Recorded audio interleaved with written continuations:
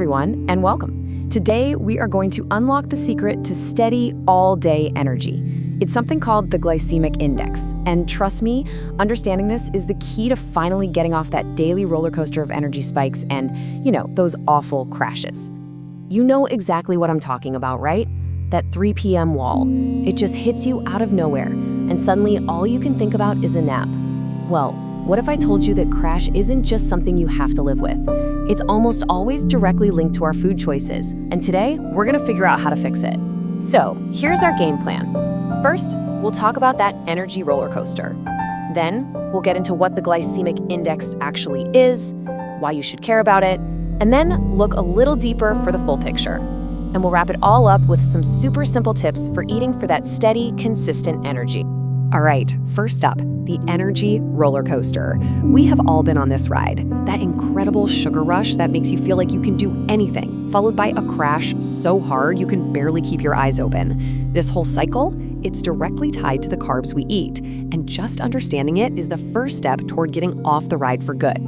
It all comes down to glucose. When you eat carbs, your body breaks them down into this simple sugar, which is basically fuel for your cells. But, and this is the most important part, the speed at which that fuel gets released makes all the difference. It's the difference between a frantic short sprint and a steady long-distance marathon. So, how in the world do we measure this speed? Well, that's where our main topic comes in, the glycemic index, or GI for short. The easiest way to think about it is like a speed rating for your food. Okay, so here's the official definition. The glycemic index is basically a scale from 0 to 100 that tells you how fast a food is going to raise your blood sugar. Pure glucose sets the bar at 100. So some carbs, they burn fast and hot, like kindling on a fire, giving you a huge quick spike. Others burn slow and steady, like a big log, giving you that sustained energy we're all after. Foods get grouped into these 3 categories: low, medium, and high. And for that steady, all-day energy we want, the goal is actually pretty simple. Try to build your meals around foods in that low GI range. The ones with a value of 55 or less.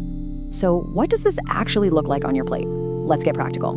Here's a quick comparison. On the left, you've got your fast carbs, things like white bread and sugary cereals that your body burns through in no time. And on the right, you've got the slow carbs, whole grains, lentils, apples, the good stuff that gives you a much more gradual, gentle release of energy.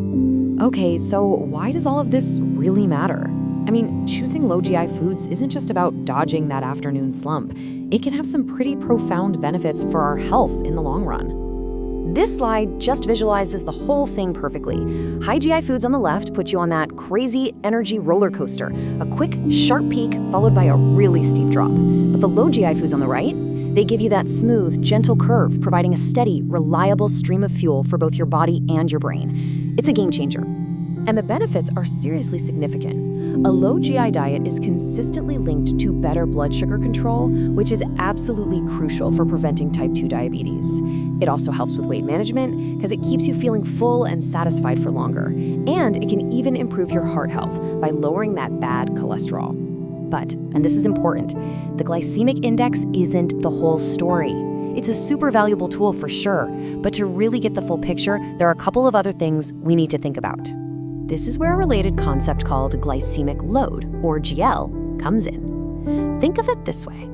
While GI tells you the speed of the sugar release, GL adds that crucial context by also factoring in the amount of carbs in a real-world serving. So it's not just about quality, it's about quantity, too. This shows us that a high GI food isn't automatically bad. Watermelon is the perfect example. Yeah, it has a high GI, but a normal slice has so few actual carbs that its real impact on your blood sugar, its glycemic load, is actually really low. And, as health experts always say, context is everything.